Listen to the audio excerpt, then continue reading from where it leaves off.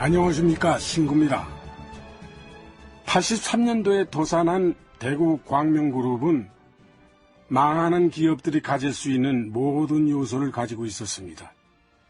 어린 나이에 경험도 없이 창업자인 부친의 가업을 승계했고 동생들까지 사장이니 지사장이니 하는 자리에 앉아서 족벌 체제를 구축했고 사채까지 마구 끌어들여서 부동산 투기에 올인했습니다.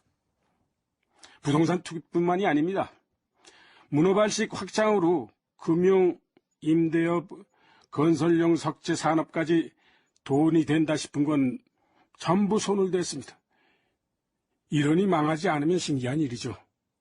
그 분수령이 바로 1983년도였습니다. 형님, 찾으셨어요? 수영아, 이리 좀 앉거라. 광명목재라는 단일 기업이 수년간에 걸쳐 확장되면서 그룹이 되고, 그룹이 되자 이수왕 자신은 회장으로, 첫째 동생 수영은 광명그룹 사장으로, 그리고 막내 동생 수명은 광명주택 서울지사장으로 앉았다. 1983년도로 접어들면서 이수왕 회장은 자금난에 허덕이면서 편법과 불법에 쉽게 접근한다. 뭐라고요? 다른 사람 명의를 빌려서 말입니까? 그거는 안 됩니다, 회장님. 그럼 사채업자들 손에 목 절려 죽자는 깁니까? 기업들이 그러다가 망하는 겁니다. 김 전무는 와 그래 나약한 소리만 합니까? 어차피 부동산 경기는 살아나게 돼 있어요. 그거는요, 회장님 생각이시고 살아난다고 해도 언제 살아날지도 모르는 겁니다.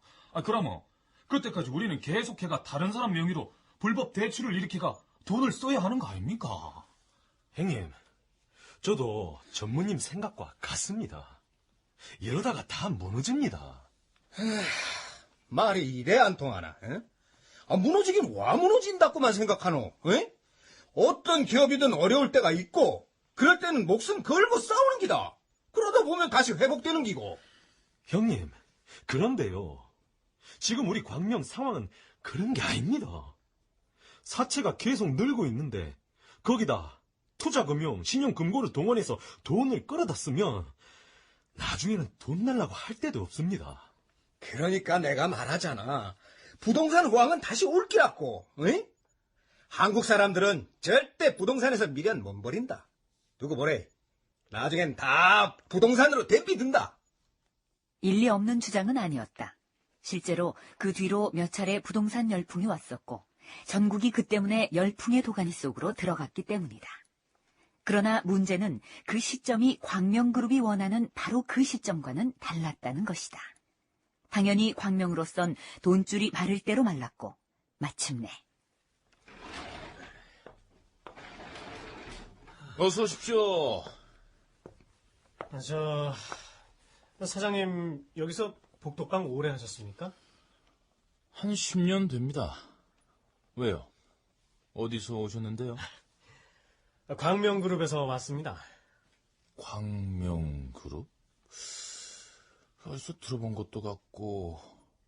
그래서요? 명동에서는 제일 큰 복덕방이라고 해서 왔는데 주부들도 많이 거래하시나요? 거기가 사모님들을 상대하죠. 물론 나중에 계약서 쓸 때는 남편들이 와서 인감도장 찍지만요. 사모님들은 왜요? 저희 광명그룹에서 운영하는 투자금융이 있는데 여윳돈 있는 주부님들이 목돈으로 만들 수 있는 기회가 아주 좋습니다. 우리 복덕방에 오는 사모님들은 다들 돈 좀 있습니다. 정재계에서 이름끼나 날리는 분들 사모님들이시거든요. 그 이자가 웬만해서는 투자들을 안 하실 텐데. 이자가 얼마나 됩니까? 월 2푼 5리입니다. 월 2푼 5리라. 그렇게 많이 줍니까? 예. 특별히 우대를 해드릴 계획입니다. 사장님께서 가정주부들을 좀 모아주시면 사례도 하겠습니다. 알겠습니다. 마침 오늘 저녁에 요 옆 식당에서 사모님들 몇 분 만나기로 했는데 얘기를 꺼내보겠습니다.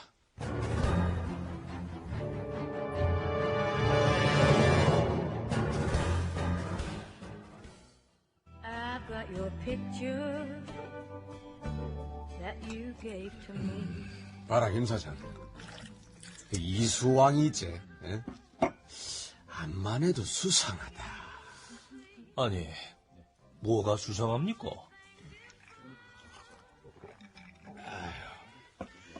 나가 어제 서울에 안 갔나? 예? 거기서 광명그룹에 있다가 나온 사람을 우연히 만났는데, 이수왕이가 곧 망할 것 같다 가더라. 예? 아니, 이수왕이가 와 망합니까? 내용은 뭐 자세히 말을 안 하는데 뻔하지 뭐. 사채 끌어다 쓰고 신용금고 돈을 뭐 지돈처럼 갖다 쓰고, 게다가 부동산 경기는 안 풀리니 돈은 안 들어오고. 그라모, 3박자, 4박자가 착착 맞는 깁니까? 그렇지. 라고 이건 비밀인데, 이수왕이가 얼마나 돈줄이 말랐는지 명동 사모님들까지 건든다 하더라. 맹동 상호님이요?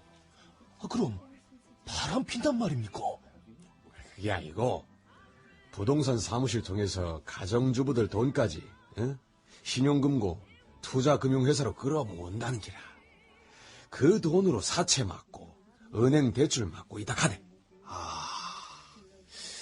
이수왕이 그러다가 망하는 거 아닙니까? 내 말이 그 말 아이가. 그래 빨리 크더니 결국 심리도 못 가서 발병난 꼴이지. 이 어딜 계셨습니까? 최 사장 늦었네. 우대서 오는 기고. 대구 상공회의소에서 오는 길입니다. 그런데 이상한 소문을 들었습니다. 무슨? 광명그룹이 망했습니까? 에? 망하다니? 망하다니? 소문이 억수로 안 좋게 났던데 이수왕 씨는 다시는 못 일날 기라고. 아무래도 여기저기서 말들이 나오는 걸 보니까네 지금 광명은 시한폭탄이구만. 실제로 그 무렵 대구 지역에서는 광명그룹에 대한 소문이 안 좋았습니다. 그래서 지금도 당시 지역에 있는 한 경쟁업체가 퍼뜨린 악성 루머가 광명 사태의 원인이 됐다는 소문이 정설처럼 굳어져 있습니다. 구체적으로는 당시 루머의 진원지가 무슨 업체라는 유언비어도 있었다고 합니다. 그러나 그 소문이라는 게 어느 정도 역할은 했을지 몰라도 소문 하나로 기업이 쓰러지진 않죠. 특히 광명그룹은 기업 내부 문제가 가장 컸습니다.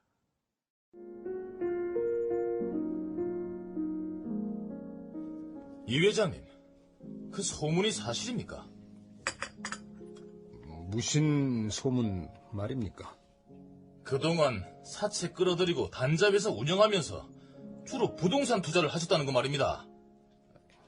그게 그러니까 왜 사전에 저희 은행하고 협의를 안 하셨습니까? 기회를 놓쳐가 그래 됐습니다. 무슨 기회 말입니까? 그동안 부동산 투자를 하루 이틀만 하고 손을 뗀 것도 아니잖아요. 기회가 없었다니요. 그게 말이 되는 얘기입니까? 대구 상고, 경북고 부지, 부곡 온천 호텔 부지, 광명 투자 금융 빌딩, 이것저것 해서 한 200억 원어치가 되더군요. 정리할 계획입니다. 우리는 그런 쪽으로 투자하실 거라면 돈을 빌려주지도 않았습니다. 부동산 경기가 최악인데 부동산에 투자한다고 돈을 빌려간다고 하면 누가 빌려주겠습니까? 저희 은행에서 가져간 돈이 얼마인지 아시죠? 예, 100억 정도. 정확하게 108억 원입니다. 부도나기 2, 3년 전부터 사채까지 써온 광명그룹이 사업을 확장하기 위해 끌어들인 부채는 제1은행 대출 108억 원, 단자회사 80억 원, 광명투자금융의 은행 차월 121억 원, 상업주택 대구은행 대출 150억 원, 사채 108억 원 등 무려 567억 원으로 밝혀졌다. 그리고 마침내 11월 4일 제1은행 대구지점이 광명건설, 광명주택, 광명임업 등 3개 업체를 부도 처리함으로써 광명그룹은 파산하고 말았다. 주인님, 다녀왔습니다. 김영사. 어디서 오는 거야? 남산동 광명빌딩에서 오는 길입니다. 사람들이 엄청나게 모여들었다면서? 예. 새벽부터 모였는데 채권자, 아파트 분양 신청자, 전세 입주자 한 200명 있었습니다. 결국 서민들만 피눈물 나게 만들었구만. 이수왕 씨는 어떻게 됐어? 감감무소식입니다. 어디로 일단 몸을 피했겠죠. 하여간 이 기업인들 습성이 참 못됐어. 이 일을 저질렀으면 수습을 해야지. 그 도망친다고 해결이 되나? 안 그러면 채권자들한테 목을 졸리거나 돌 맞아 죽을 텐데 할 수 있습니까? 그럼 맞아 죽을 짓을 말아야지. 일단 이수왕이는 지명수배 내리고 그 있을만한 데 수소문해서 잡아들여. 예.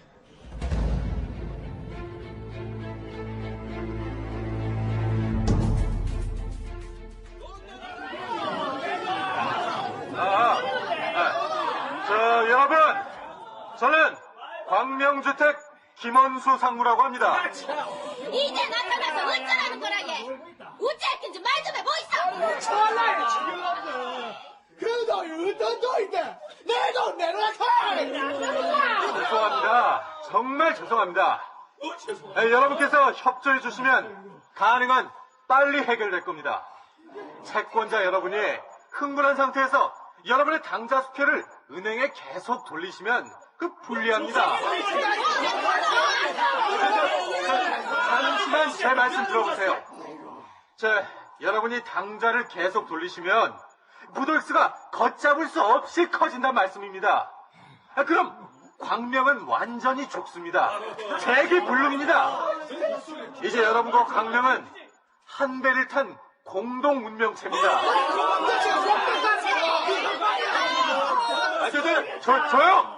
조용히 좀 해주세요. 여러분의 피 같은 돈이라는 거 알고 있습니다.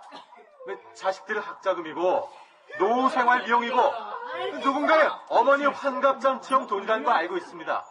그러나, 광명이 살아야 그 돈도 건질 수 있습니다. 다만, 얼마라도 건져야 하지 않겠습니까? 저희 광명도 살아야 합니다. 그러려면, 여러분께서 당좌 수표를 은행에 돌리시면 안 됩니다. 이상 말씀드렸습니다. 그럴듯한 변명과 이유를 댔지만 그 자리에 나온 서민들은 움직일 줄을 몰랐다. 사람들은 억울했다. 2, 3개월 전부터 광명그룹이 부도의 위험이 있다는 소문이 돌았고 소위 큰손들은 대부분 빠져나간 상태였다. 그날 그 자리에 나온 사람들은 주로 100만 원에서 3천만 원의 영세 채권자들이었고 그들만 날벼락을 맞은 것이었다. 최근에 있었던 저축은행 사태와 꼭 닮은 꼴의 상황이 30년 전에도 있었던 것이다.